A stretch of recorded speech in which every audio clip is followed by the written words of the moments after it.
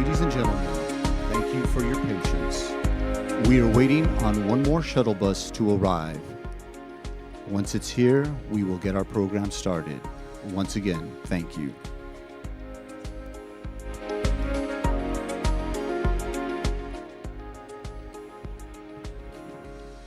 Ladies and gentlemen, thank you for your patience. We are waiting on one more shuttle bus to arrive. Once it arrives, we will start our program. Once again, thank you.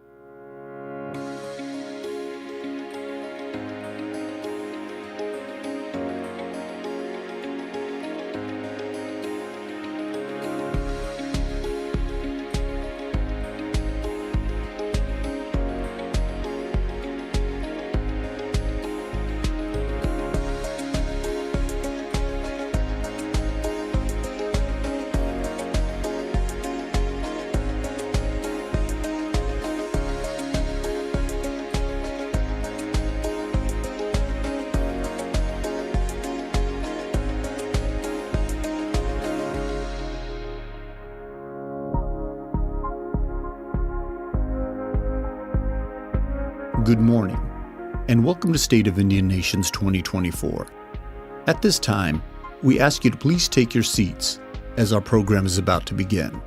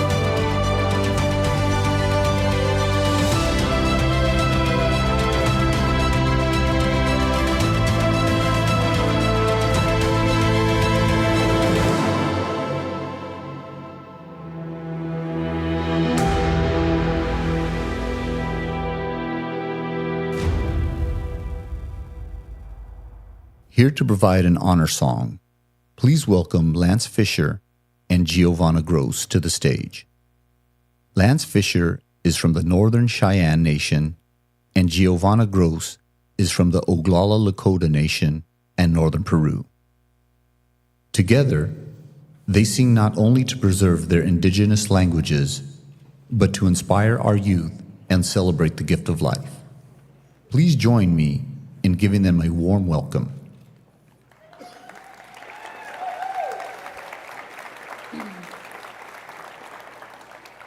Epiva walnut, Lance Fisher, Naheshave, Maheo Nanako, Nahesh Sisabe, Natsista, Nihoe Mohmatavas, Na Nakoe Hotneheltsehe, Epiva Damano, Na Pivamota, Hanahane. Good morning, my name is Lance Fisher. I'm from the Northern Cheyenne Tribe of Montana. My Cheyenne name translates to Medicine Bear. Hello. Hello, my relatives. I shake your hand with a good heart. My name is Giovanna Gross. I'm from the Oglala Lakota Oyate, as well as the Northern Peruvian Nation. Lance will explain the song in just a minute here. Today we're going to share a Cheyenne veteran song composed by Perry Little Coyote. The song talks about a man who went across the seas to protect and serve and earned the status of being called a warrior, and we're happy to see him return home.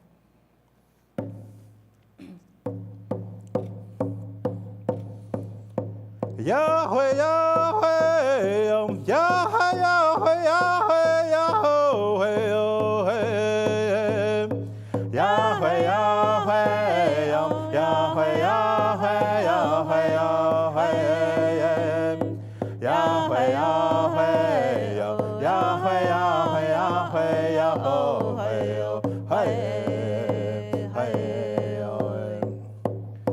no taheve ho ta ho hayo na wata tse o he tane vestote ne ho tamesta no wo he na paveta no tse ba wo mata tse o Yahweh, Yahweh, Yahweh, Yahweh, Yahweh, Yahweh, Yahweh,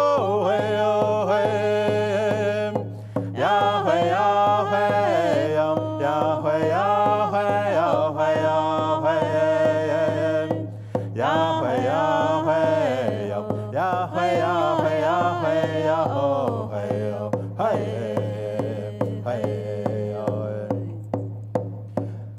no taheve ho ta ho hayo na wata tse o he tane vestote ne ho ta mesta no wo he na paveta no tse ba wo mata tse o Yahweh, Yahweh, Yahweh, Yahweh, Yahweh,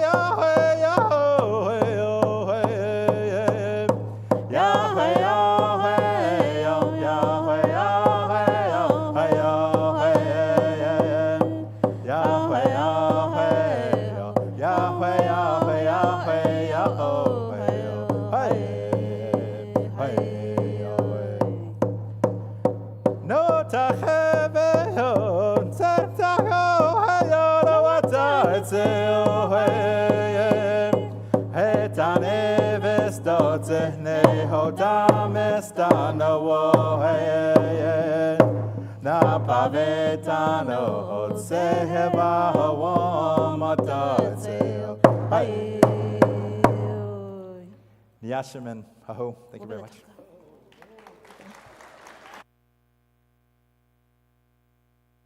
Ladies and gentlemen, please welcome to the stage Executive Director of the National Congress of American Indians, Larry Wright, Jr. As a military veteran, former tribal chairman of the Ponca Tribe of Nebraska, and former Great Plains Area Vice President for the NCAI Executive Committee, his leadership and advocacy for tribal nations is unparalleled.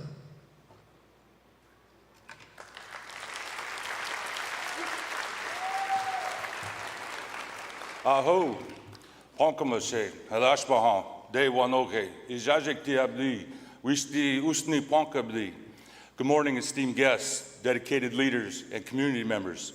It is with great honor that I welcome you to the 2024 State of the Indian Nations Address, held here for the first time at the Warner Theater here in our nation's capital. My name is Larry Wright Jr., and I'm a citizen of the Ponca Tribe in Nebraska. It is with immense honor and privilege that I serve as the Executive Director of the National Congress of American Indians, the oldest, largest, and most representative American Indian and Alaska Native organization in the country. For 80 years, NCI has served as a unifying force for Indian country, advocating for policies that uplift our people and working to ensure our voices are heard at every level of government. Our mission to protect and advance the rights and interests of tribal nations remains as critical today as it was at our founding. My role as Executive Director commits me to uphold this mission, ensuring that our collective efforts resonate not only within our communities, but across the halls of power, because that's where the decisions affecting our futures are being made. Today, we stand on the cusp of a new era. NCAI's 24th president, Mark McCarrow, now in his 29th year as tribal chairman of the Pechanga Band of Indians, will soon share a vision that promises to deepen our advocacy, strengthen our sovereignty, and enhance the prosperity of our tribal nations, highlighting NCAI's crucial role in shaping that future. In addition to President McCarroll's address, we are honored to hear a congressional response delivered by United States Representative Mary Patola, the first Alaska Native elected to Congress.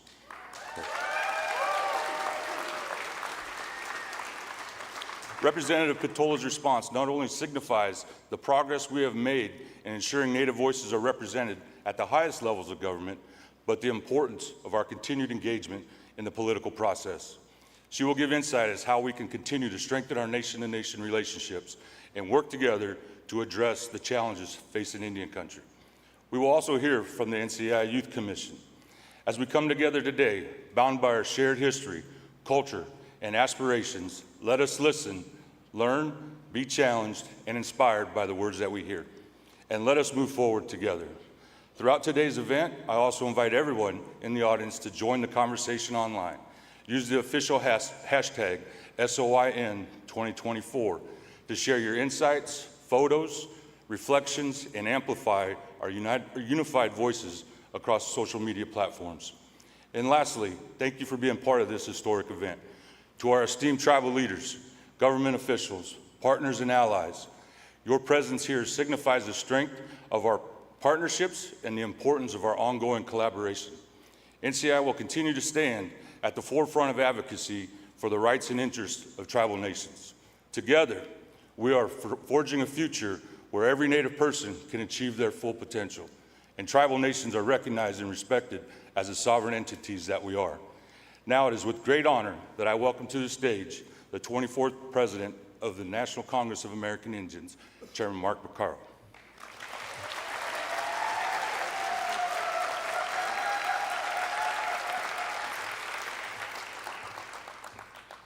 Just bring it down a bit.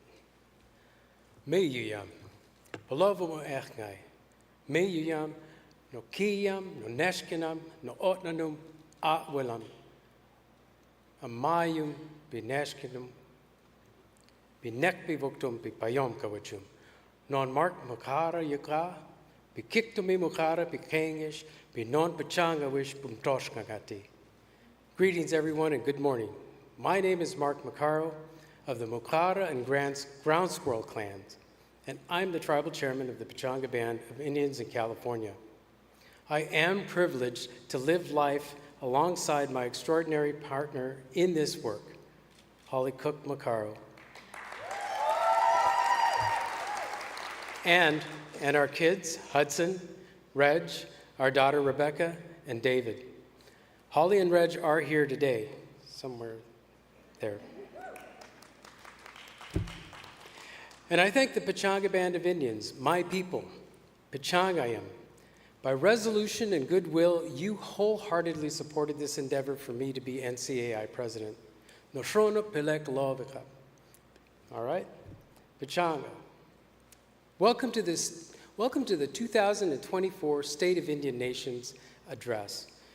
It's a privilege to serve as Indian country. It's a privilege to serve Indian country as President of the National Congress of American Indians. I strive to do so with humility and a desire to do right by our people. I also acknowledge the original people of this territory, the Anacostan Nation and the Piscataway Nation. We thank the Creator for bringing us here today. The wisdom and the values of our elders are the bedrocks of our communities. And the powerful voices of our youth in Indian country embolden the hope I have for all of us. To our Native veterans, thank you for your service. I'm honored to have some of our federal counterparts here today. These elected officials, political and judicial appointees, and their staff make decisions every day that directly impact our people. Let us also take a moment to breathe in the rich diversity and strength of our thriving tribal nations that are in this very room. I believe this is a moment for hope in Indian country. We continue to make strides in representation in everything from elected office to outer space, to what I believe will be a historic night at the Academy Awards next month. Let's go, Lily, right? The work always continues, but the state of Indian Nations is strong and on the rise. As I approach my time as NCAI president, I do so the same way I've approached the past nearly 30 years as tribal chairman, relying on the strength of our cultural foundations and inspiration drawn from my dad, Sonny. Like so many Native people of his generation, Sonny had a challenging life, but he carried a disposition that respected people and erred on the side of optimism. My dad was a state corrections officer at the youth training school in Chino, California. For 14 years, he worked with incarcerated young adults. Black and brown people were the majority population in that prison. I remember once, as a teenager who knew everything, asking how he could stand to be around these criminals every day, assuming they must all deserve to be there. He replied, "Son, you don't know what most of these people have gone through.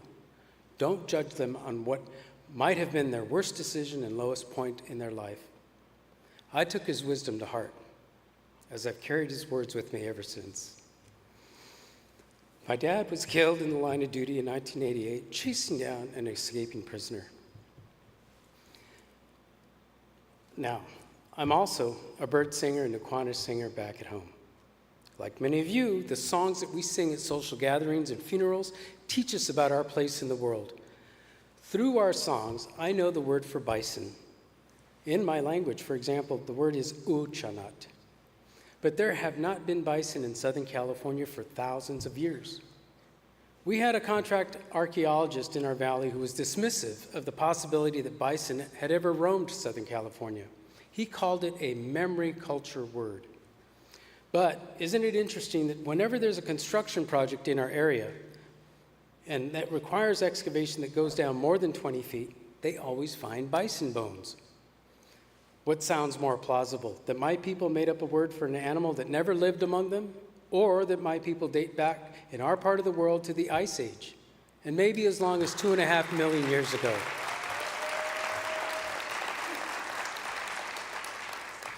Our stories and histories continue to have much to offer everyone in this nation. Our songs tell us of a time on Earth before the moon was in the sky. Indeed, we've been here an awful long, long time. And there's an unwavering spirit that has secured the strength of our communities today.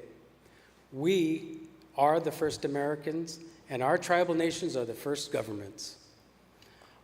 I am speaking today not only to Indian country, but to our fellow American citizens who increasingly turn to us for wisdom, collaboration, and solutions to our shared challenges.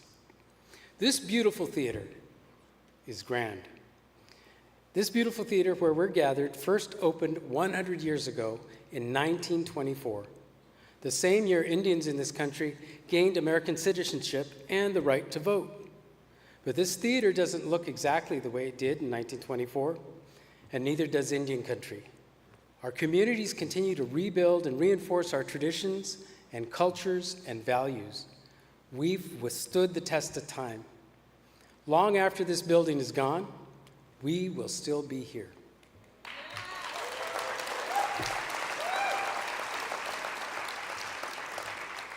So, while the Snyder Act was passed 100 years ago, barriers to the ballot remain and continue to be thrown up, which is why the bipartisan Native American Voting Rights Act, led by our Native American caucus, isn't just a bill that needs congressional approval.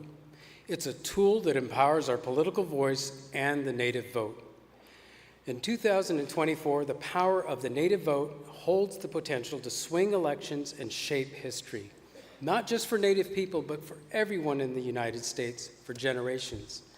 2024 will be a pivotal year, but it's important to not just focus on this year in my first address as NCAI president. I want us to look out 10 years, 20 years, 100 years, because I want us to envision the legacy we intend to leave for our future. I believe that legacy will only happen if we continue the tradition set forth when NCAI was founded 80 years ago, a tradition of unity of purpose and action.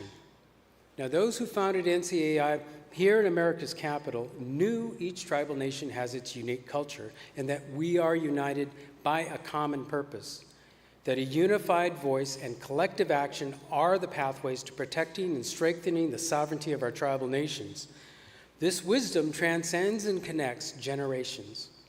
The power of our collective voice has never been more evident than it was last year in the historic way Indian country responded to the Brackeen case. 486 tribal nations and 59 Native organizations were instrumental in supporting the constitutionality of the Indian Child Welfare Act. Yeah. People listened, the courts listened, and the United States listened. Together, tribal nations stood shoulder to shoulder to protect our children. This is the unity of collective action that propels us forward. It's our job to build on this legacy. Now, part of that legacy is continuing to tell the stories, especially the painful ones. Not to dwell on the trauma of the past, but to learn from it and to grow stronger from it. We draw our sense of service to our people from the most painful times in our histories. The sacrifices of our forebears challenge us in the present with a responsibility to carry our tribal identities forward. Secretary of the Interior Deb Haaland has, wait, let me say that again. Secretary of the Interior Deb Haaland.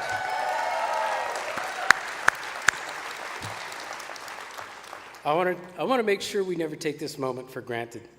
Secretary Haaland has held and carried the stories of federal boarding schools that are cracking open the conversations of this era. We're grateful for all that she holds, and we must commit to continuing her work. We must keep telling those stories and continue to create safe places for people to share their stories so that we may add them to the mosaic of our history and prevent the invisibility of this and other traumatic times in our past. Just like that archaeologist who refused to believe that bison ever walked the land of my ancestors, we must make it impossible for future historians and archaeologists to ignore that what happened here in our lifetime. We must continue to tell our story. So, part of the work before us for both Indian country and the three branches of federal government is to maximize the potential of our government-to-government relationship with an eye towards the sovereignty we've always had and the treaties that we're still expecting to be honored. We face a harsh reality. Recent court decisions have challenged the sovereignty of our people and disregarded core principles of our treaties. We grew comfortable knowing that some issues were settled law, but suddenly efforts are made to diminish our tribal sovereignty. How can our world so quickly be upended? The Castro Huerta decision is a glaring example. It illustrates how foundational legal understandings of U.S. tribal relations laid down over 2 centuries can so easily be reconsidered. Such rulings have reshaped and at times rewritten history to justify the outcomes that undermine our sovereign rights. It cannot be overstated how much a single justice can affect the lives of millions of people. Castro Huerta painfully highlighted a deep-seated misunderstanding of tribal sovereignty, whereas the Brackeen case saw our history and rights not just acknowledged, but respected. For now, There are no longer these linear fights where we battle, we win, and then on to the next one. Rather, they will keep coming at us. 50 years ago today, on this actual date, the Supreme Court issued the Bolt decision. Yeah. The Bolt decision was a huge win and a key ruling recognizing treaty-based hunting and fishing rights for our relatives in the Pacific Northwest. This stark difference between cases underscores the urgent need for a judiciary that understands and honors the principles of tribal sovereignty. As my old friend Billy Frank of the Nisqually Nation used to say, and he used to say this to me, little pull aside, quoting Billy Frank, "God damn it, Mark, we got to keep them from taking even one more slice of our tribal sovereignty. You can't let them do it." So,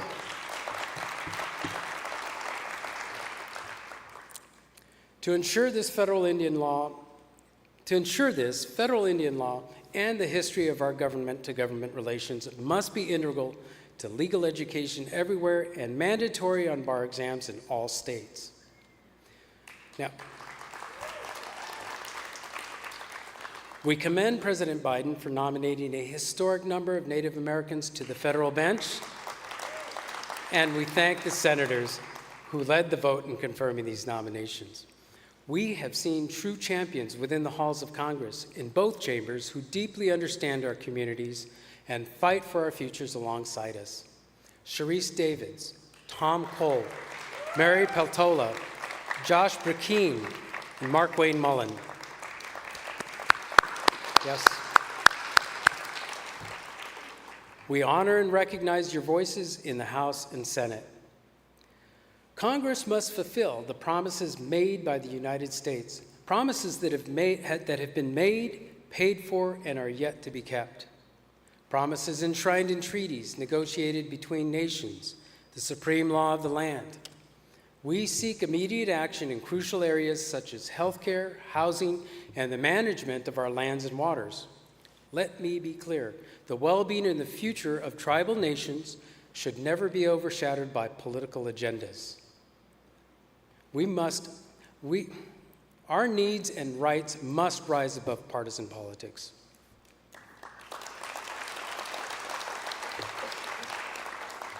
So, to that end, it is imperative that Congress make Indian Health Service funding mandatory and permanent.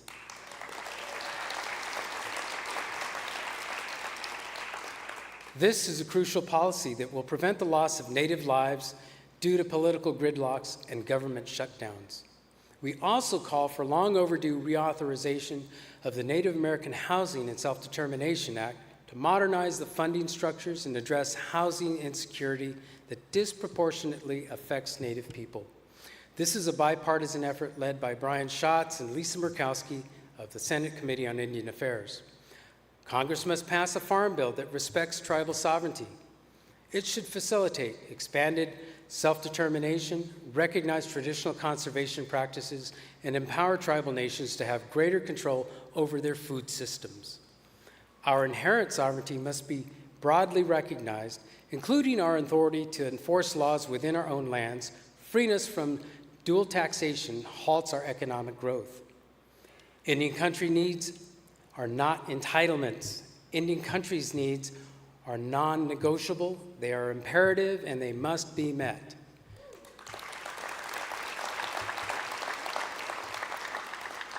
For years, tribal nations have been doing more with less, and often doing less with less. The government's own Broken Promises report demonstrates this. Well, no more. Adequate funding proportionate to our population size is not just expected, it is Congress's responsibility. Now, turning to the executive branch, I acknowledge the meaningful changes this administration has brought to Indian country. Under this presidency, there are more Native Americans in the highest levels of government than ever before, from the White House to so many agencies in government. We see you.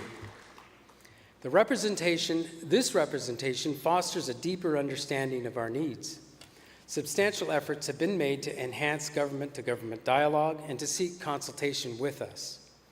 We've seen improvements in fee to trust processes, NAGPRA, and environmental standards. This administration has also worked with us to restore stewardship of our ancestral homelands. We saw that with the protection of Chaco Canyon and the establishment of nearly 200 co-stewardship and co-management agreements. And there was an executive order directly related to Indian Country signed just 2 months ago, the first since the Clinton era, that promises to enhance our access to government funding, though its full impact remains to be seen. President Biden's commitment to improving justice and public safety in Indian Country remains paramount, alongside the need to address the fentanyl and opioid epidemic.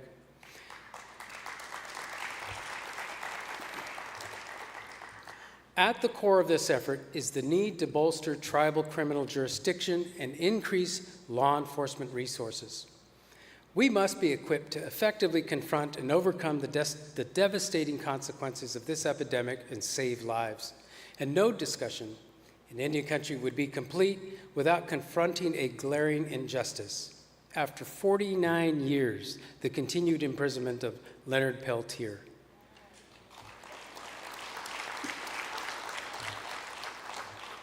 Even the very prosecutors who put him there have now called for his release. This must be openly discussed and remedied immediately. As we continue in protecting our planet for future generations, it is critical that clean energy transitions, such as wind development and lithium mining, not infringe upon our sovereignty or our right to consent. Formal consultation with tribal nations is the key to ensuring these initiatives honor the deep connection to our lands and our waterways. This administration has set a powerful precedent, collaboration grounded in respect for sovereignty, fueled by Indian Country's unified voice. So this work continues and requires our ongoing cooperation from both sides. So, Indian Country, the time for action is now. I want to be clear that as NCAI president, I am unwavering in my commitment to shape this legacy. The path forward hinges on our collective choices. We must decide whether we'll falter in adversity or unite around shared aspirations around the strength that has defined us for generations. From successfully expanding tribal jurisdiction through the Violence Against Women's Act reauthorizations, addressing the crisis of missing and murdered Indigenous persons head-on, and dismantling stereotypes to protect our youth, NCAI has met its mission. This ongoing work to tackle immediate injustices has also built the foundation for our enduring empowerment. With this 80-year legacy behind us, I now call upon NCAI to amplify our collective voice to new heights. I have 3 key actions to announce. Today, we see over-policing in our urban Indian communities, and we see under-policing on our reservation lands. Indian Country is 56 million acres in size, with a combined force of 3,000 officers. This means, as I speak these words, in many places on Turtle Island, a reservation of 1 or 2 million acres is being patrolled by 1 or 2 officers. In contrast, right here in DC, the U.S. Capitol Complex is 270 acres with a force of 2,000 officers. Now, my good friend Darrell Seeke, chairman of the Red Lake Band of Chippewa Indians in northern Minnesota, has nearly worn out his voice telling the story of how their tribal community has been devastated by the opioid epidemic. In spite of repeated arrests of drug dealers, the tribe is hampered by limited tribal detention authority. The lack of prosecution by federal authorities means he sees the same offenders back in the community just days and literally sometimes hours later. He is desperate for the jurisdiction to prosecute these offenders and provide protection to his people. Now, the federal standard for officers is 2.4 officers per 1,000 people. The Oglala Sioux tribe is at 0.6 officers per 1,000 people. They have been forced to sue the United States based on the Bad Men Clause of the 1868 Fort Laramie Treaty with the Oceti-Sakowin, which holds that the United States is responsible for the protection of tribal citizens, which is why my first call is for NCAI to host a National Public Safety and Justice Summit where we can engage in deep discussions about jurisdictional and law enforcement needs on all our tribal lands and address police brutality in our urban tribal communities.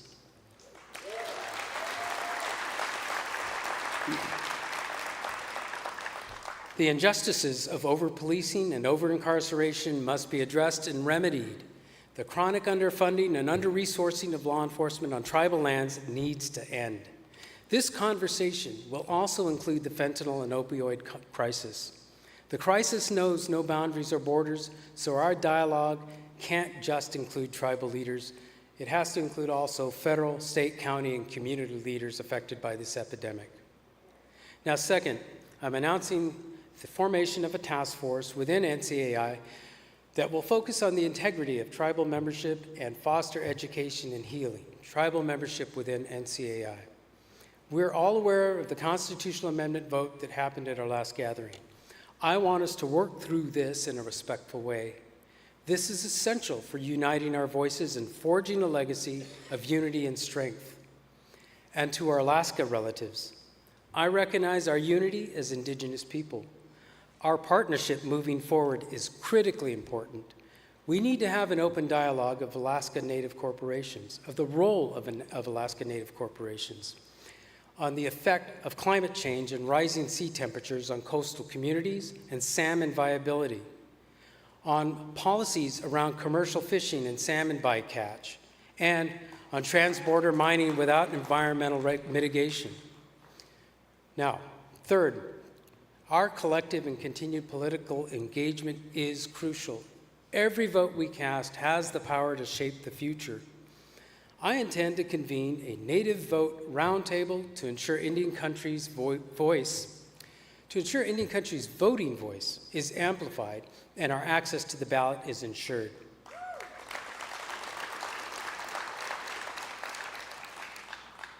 By the way, that's one of those things we all thought was settled, right? Our collective power resonates when we actively engage, we raise our voices, and advocate alongside each other. Through these calls to action, NCAI can and will continue to champion the rights and needs of tribal nations. So, in closing, with NCAI, we must remember our mission. We are here to protect treaty rights and our languages and our cultures and improve the quality of life for all of our tribal communities. We are a deliberative body. We are a Congress that uses resolutions to speak with one voice after hearing discussion and viewpoints from our delegates all over Indian Country. There's a lot going on in the world and many strong opinions on them. I personally recognize the struggles of communities who've experienced displacement and land loss, and I condemn acts of genocide and terrorism. On this stage as president of NCAI, I am committed to working within our deliberative processes to speak as a unified voice on all matters. And finally, envisioning the legacy that we forge for our future will guide my tenure as president of the NCAI. I want that legacy to mirror the endurance of our spirit, the resilience of our cultures, the strength that has defined our people for millennia. We're empowered and we're energized. Our legacy remains strong for decades to come. To justice in all its forms, and may the Creator watch over all of us. Thank you. Nasrona Plovik, Chon Hicha Loviman, Tapia Panotela Poeko, Lovika.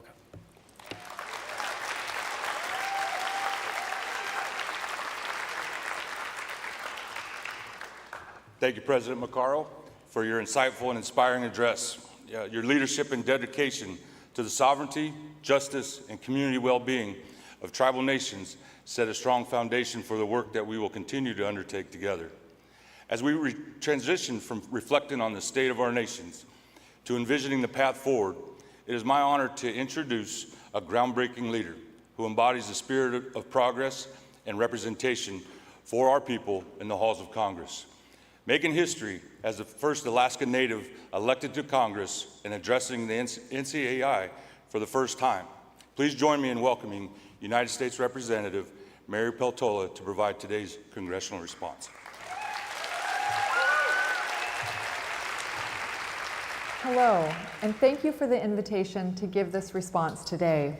I'm so grateful to God for gathering us all here in this space to learn and grow with each other.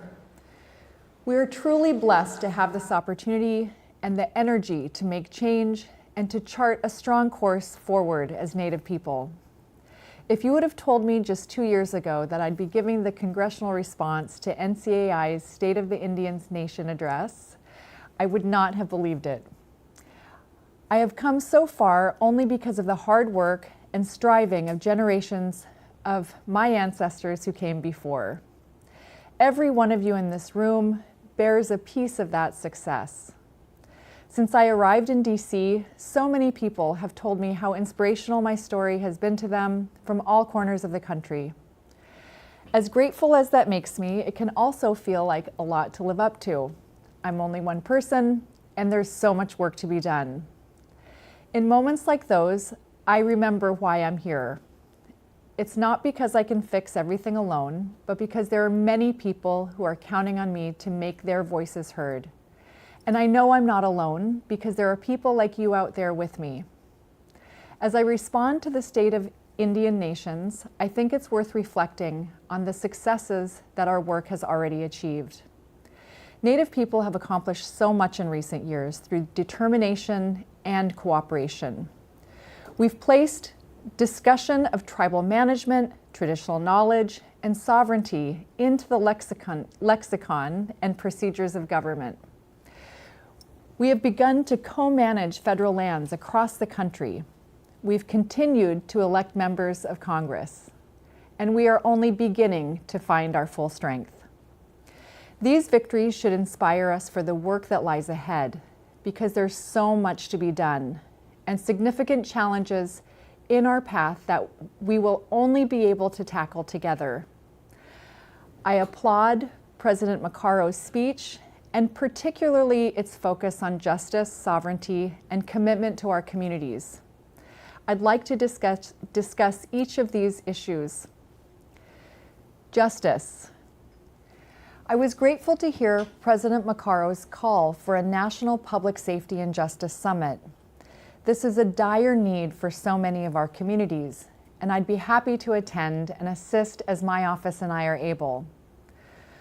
From the proliferation of fentanyl and opioids across our communities to the arbitrary, frustrating limitations of tribal law enforcement and the ongoing crisis of missing and murdered Indigenous people.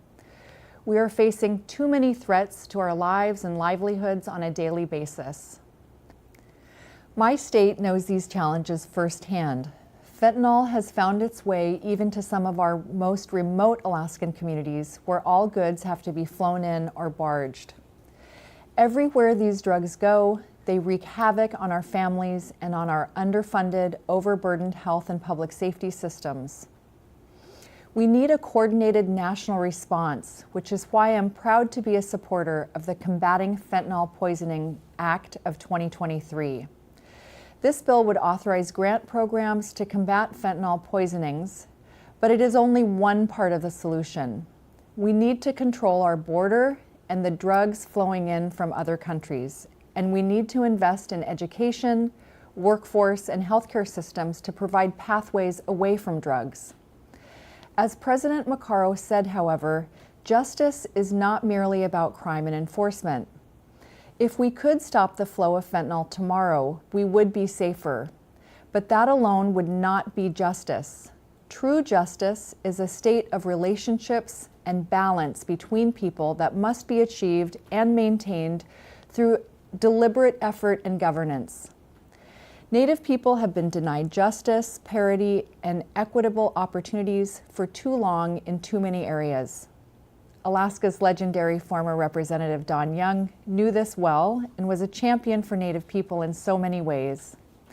I've been grateful for the chance to carry the torch, pursuing priorities like the Indian Program's Advance Appropriation Act, which would provide guaranteed funding in advance for the Indian Health Service, Bureau of Indian Affairs, and Bureau of Indian Education. Advance funding is something that most other departments already enjoy, It's essential for maintaining programs that can reliably serve our people. We need access to the same tools as everyone else to build functioning communities. That is justice in its most basic sense. Further, Congress must gain an understanding that Native people are not just another identity group. We are sovereign nations. That word, sovereignty, is so important. Sovereignty is a recognition of how we have always been Native people, self-governing and self-sufficient. But it is not prescriptive. There's not one specific Native way to be sovereign that all of us must practice. We are sovereign because of who we are, not because of how we organize. That is something that I think we all need to remember because it is crucial to our unity. Alaska has a unique system of sovereignty and self-determination that doesn't always fit into programs designed for the lower 48. I know our Native corporations and tribal consortiums can seem different or odd at first glance, but they are merely another way of addressing the same needs that all of our communities possess. Though we each have a responsibility to our own tribal nations, we also bear a responsibility to look out for our collective interests as Native people. Treaty or non-treaty, Alaska Native Corporation shareholder or non-shareholder, urban Native or villager, we are all Native. That should be a source of strength, not wedges to divide us. We're all subject to the plenary powers of Congress, a place where we are all too often misunderstood. It's a place accustomed to dealing with people as special interest groups, where every program and federal resource is treated as finite. This model tries to place our needs in competition with each other, and as a result, our communities suffer. I firmly believe that the only way we can truly address the systemic issues our communities face is by demanding more, not asking to exclude others from our perceived share. We need to be focused on growing the pie, raising the top line, creating more opportunity for everyone. Our ancestors recognized that no one was coming to save them. They worked together to survive. They knew that what benefited one of us could benefit all of us. In the same way, no one is coming to save us today. We still have to work together to thrive.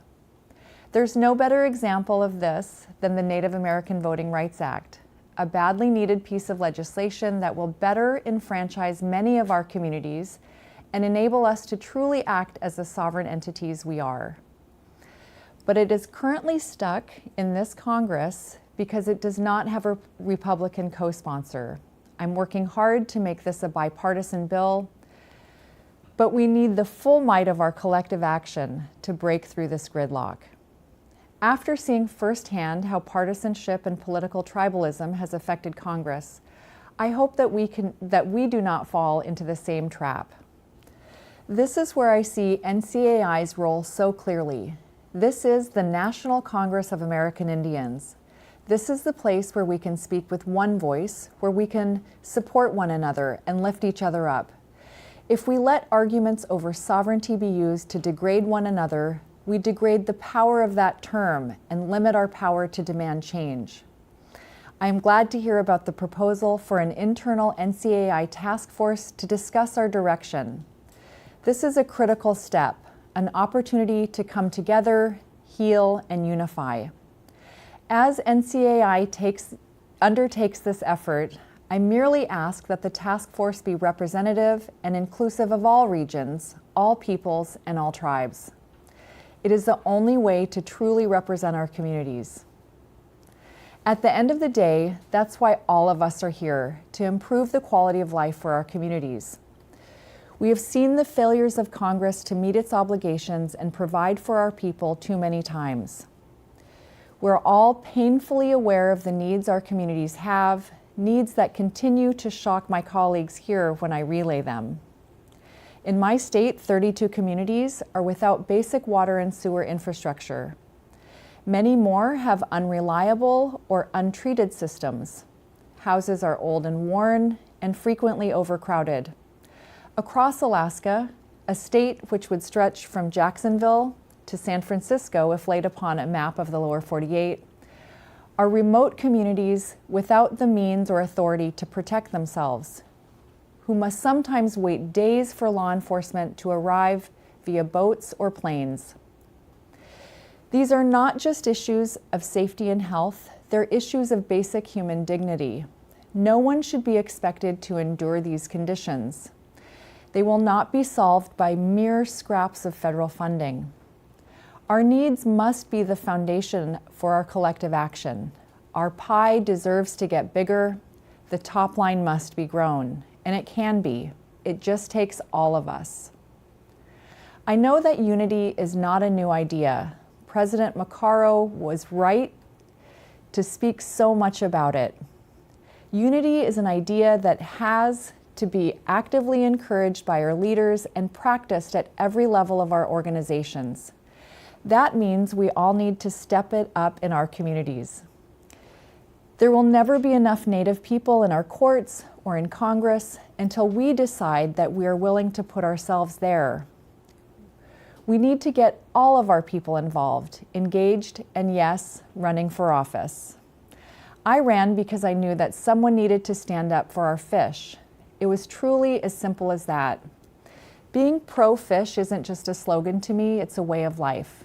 Where I'm from, on the Yukon-Kuskokwim Delta, our babies teethe on dried salmon strips. Salmon is our first solid food. It's our most basic and essential sustenance, both physically and culturally.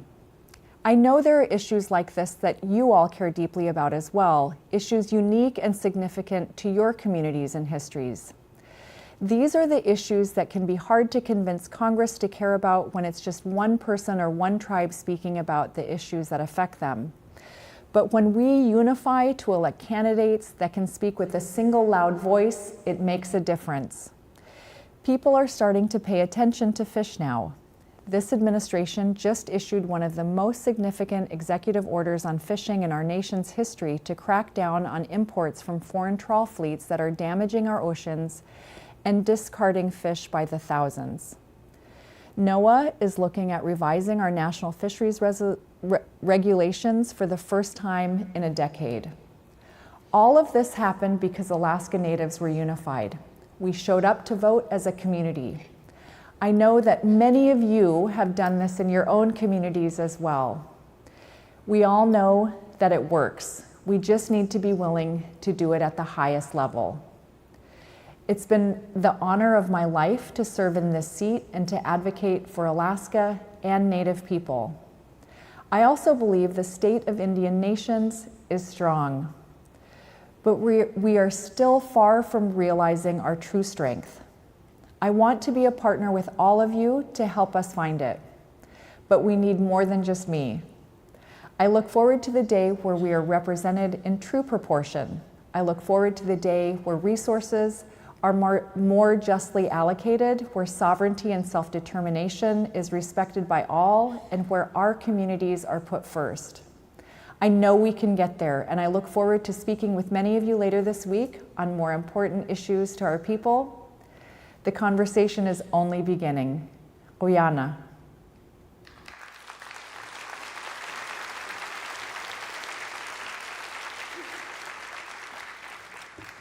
Thank you, Representative Tola, for joining us today.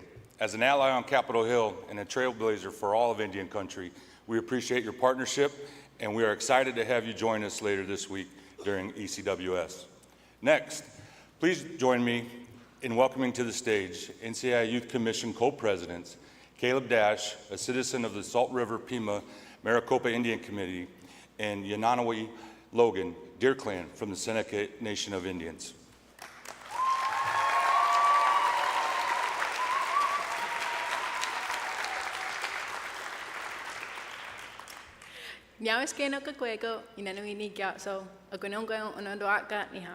Hello, I'm thankful you are all well. My name is Yananawi Logan. It translates to She Guards the Corn. I'm Deer Clan of the Seneca Nation. I'm the daughter of Leslie Logan and the late Brad Bonaparte of the Akwesasne Mohawk. I serve as the co-president of the NCI Youth Commission.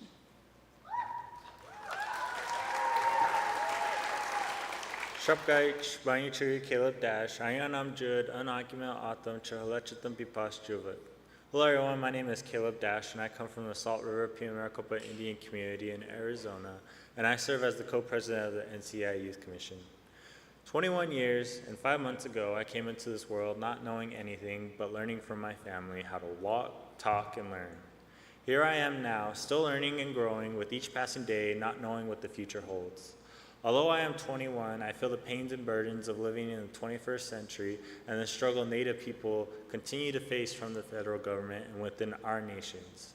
For example, there are approximately 9.7 million American Indians that inhabit the United States. 75% of American Indians graduate from high school. 56% of American Indians are homeowners. 75% of reported suicide rates from American Indians were under the age of 44. Murder is the third leading cause of death for American Indian women, which is 10 times higher than that of all other ethnicities. These statistics are the world we live in. They are what we as natives have to go through daily. We want the best for our communities, families, and friends. But we must receive more funding from the federal government to support all our nations in efforts to build infrastructure that is vitally needed, such as roads, hospitals, gas stations, schools, fire departments, and so much more. As Indigenous people, we are neglected by the federal government and also put at the far end of the table. Growing up, my only fear as a child was losing my family. Now that I am much older, I have more, such as losing my culture, language, and even that great fear only we as Native people can relate to, and that is losing our tribal sovereignty. We call upon the United States of America to address our concerns for the funding allocations needed in Indian country and necessary infrastructure, as well as the protection of Indian territories. In doing so, we need to cooperate more for the safety and security of both our people and the world, conserving and preserving the beauty of our lands and making a more sustainable planet for generations to come. It is not only the duty of our people to protect our lands, but that of those who have taken our lands and now inhabit them. We ask the United States government to acknowledge on the record the genocide of our people and the malcontent the United States has kept as they continue to attack our freedom and our nations in efforts to destroy our ways of life.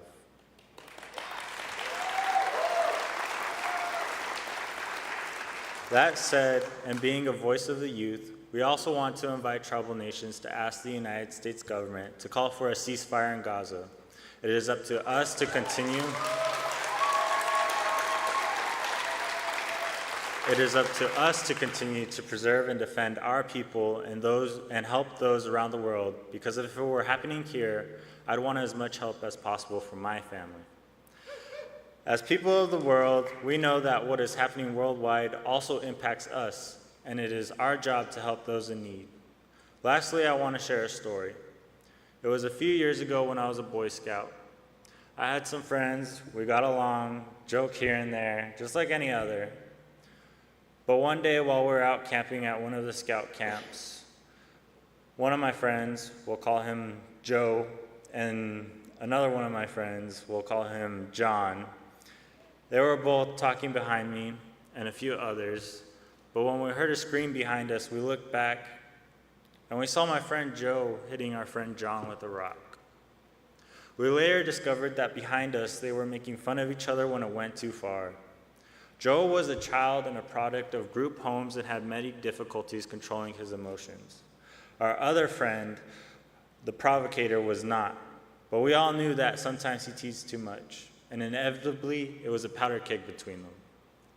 Fortunately, after hearing our friend's screams, we tackled Joe, and afterwards, another friend and I ran for help while the rest watched over our two friends. When we got help, we immediately took our friend, who was beaten, to a helicopter landing zone to get him to a hospital. We were never the same. Our friend lost his memory and forgot about us, while the other went through the juvenile justice system, and we never saw him again. The reason I bring this story up is to remind everyone here who knows the pains of youthfulness, going through things, whether it be bullying, parental issues, drugs, alcohol, suicide, and so much more. We have a significant problem that we all know. I believe that it begins with our families. They may not be the best, but we must improve and care for one another. The roots of our problems are, yes, in our families, but also in the financial hardships that we have taken through the subjugation of our tribes from centuries of colonization and oppression. We must return to our old ways of living, caring for one another, watching over each other, and helping one another. Whenever my grandparents would tell me stories from back in their day, they'd always tell me how kind people were to one another, whether it be waving at each other at stop signs, watching each other's kids, or helping each other through addictions and building homes together. It is what we need to do. Always remember to be kind and live like it's your last day, because we do not know what the future holds. So make the most of it now and create a future for us that is sustainable, prosperous, and beautiful. Daihode, that's all.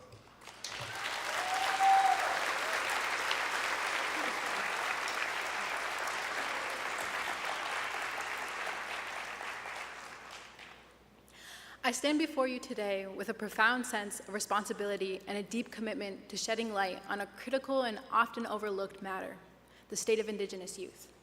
The young people of Indian country have strong convictions and passionate voices, yet our messages are often ignored and diminished. The tapestry of Native American youth is woven with both the memory of our land and ancestors and the stark realities of contemporary life in America. My duty as co-president of the National Congress of American Indians Youth Commission and a youth leader is to ensure that our collective message is heard and our priorities reverberate across the waters and lands of Indian country. A few weeks ago, I returned from a study abroad program in Ecuador, a once peaceful country strafed by terrorism and internal war. As my family anxiously worried and awaited the safe return of their young Onondaga daughter, my worry was focused on the Indigenous communities I was safely departing. Amid a national crisis marked by drug exploitation seeping into their borders, these communities, scarred by negative media depictions of their country, struggle to sustain the ecotourism industry. Many communities have invested generations of land, labor, and financial resources in ecotourism as a critical part of their economy. This is just one challenge facing Indigenous peoples around the world. Native youth are committed to tackling the issues and challenges in Indian country, but our conscience and concerns are not narrow. Our focus is expansive and global. Native youth care deeply and give space, time, and support to the collective and mutual liberation of oppressed Indigenous people worldwide. Our generation is devoting our time, attention, and resources to ending the genocide in Gaza, where the death toll has risen to 28,000 Palestinians, half of whom are youth. Beyond social media posts, Indigenous youth have facilitated a community of solidarity, organizing protests, fundraisers, hunger strikes, and healing circles for the cause. As Native and Indigenous youth, we are told time and time again by our community and tribal leaders, use your voice, use your platform, have convictions and support important causes. Some might claim that the youth don't care, that their phones and trivial pursuits consume them, but I'm here to tell you we are not disaffected, indifferent, or incapable. We cannot remain silent or pay no heed to the massacre in Gaza when our ancestors suffered a similar genocide.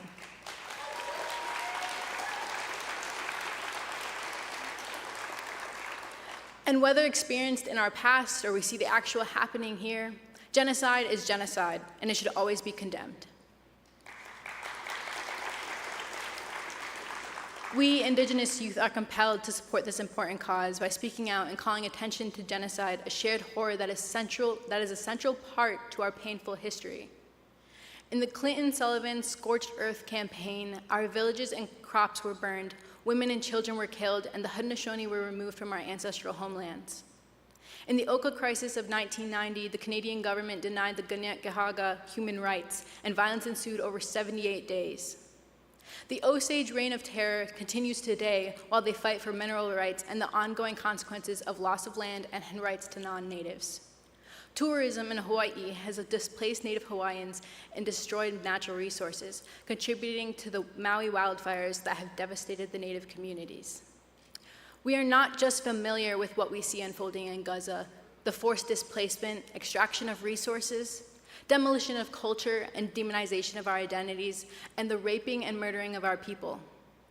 It is a part of us, historically through our ancestors and presently through our traumas, through stories of such atrocities. The reinstallation and prioritization of our cultural practices and resources are necessary for breaking down systems of oppression and exploitation. Youth recognize that. I am proud of my cousins who have committed their lives to language on the Tonawanda Seneca territory and are actively preserving oral traditions. Our youth are closing the generational gap from a time when our people were shamed and abused for speaking their language in the Indian residential schools. We know the power of our language because without it, we lose our climate solutions, our stories, and ourselves as Ongohoe. As a mark of respect to Black History Month, we revisit Dr. Martin Luther King Jr.'s sentiments recently posted by NCI in support of the relentless fight for shared justice and equality, transcending racial boundaries that continue to inspire much of modern-day advocacy for Native rights.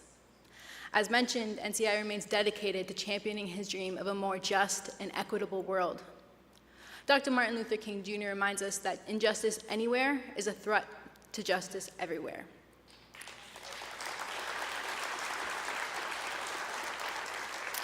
While NCI prioritizes issues at home, there remains a responsibility to oppose glaring injustices and human rights violations.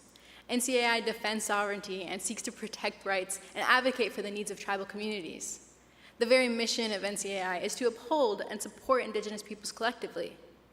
Let us move on from when it was easier to remain in an echo chamber's safe and comfortable confines and become more aware of the issues beyond our backyard. Our advocacy must go beyond Turtle Island, even when our calls to action become uncomfortable and hard to swallow. I'm not here to speak on issues we are all too familiar with.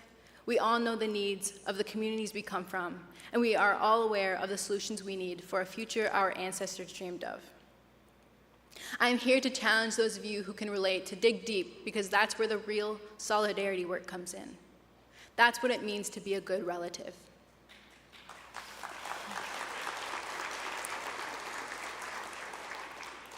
In compliance with the press release published by the Center for Native American Youth, we ask Congress to pass legislation calling for a permanent ceasefire and an end to U.S. military aid to Israel.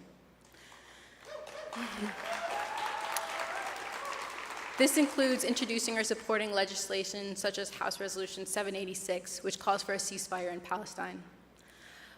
The restoration of clean and running water, fuel, medical supplies, and humanitarian aid to Gaza. The protection of doctors, nurses, medical staff, and Palestinian journalists. The protection of students advocating for Palestinian liberation at colleges and universities nationwide. From Indian country, our Native youth demand. Tribal leaders call for a ceasefire through resolutions like that of the Red Lake Band of Chippewa Indians. Native organizations must withdraw from sponsorships that companies that are actively funding genocide. Indian country must give space for global issues of systemic oppression. Being indigenous to this land, we are still healing from genocide that was inflicted on our more than 500 communities in countless ways and justified by the church, divine power, law, and policy. Through grief and trauma, we are abundantly mindful of our history and our ancestors' sacrifices to hold on to land, culture, and our people. We know that the journey to liberation is not easy or comfortable. The first step toward global liberation is to extend our allyship, to be good relatives beyond Turtle Island. This we know. A bundle of arrows tied together cannot be broken. Together, let us ignite a conversation that transcends rhetoric and transforms into a meaningful action that uplift, empower, and amplify the voices of Indigenous youth domestically and around the world. Nyawe, thank you.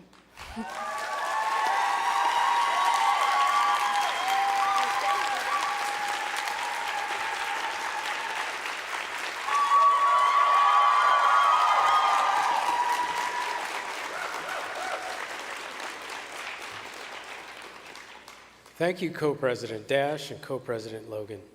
As we draw close to the end of today's historic gathering, I extend my deepest gratitude to each and every one of you for being here, making the effort to be here at this 2024 State of Indian Nations. Thank you for standing with us, for sharing this journey, and for your unwavering dedication to Indian country. On behalf of the NCAI, we look forward to seeing you this week throughout the conference. Safe travels.